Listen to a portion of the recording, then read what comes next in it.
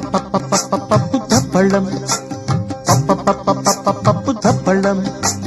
అన్నం నెయ్యి వేడి అన్నం కాచిందెయ్యి వేడి వేడి అన్నం మీద కమ్మని పప్పు కాచిందెయ్యి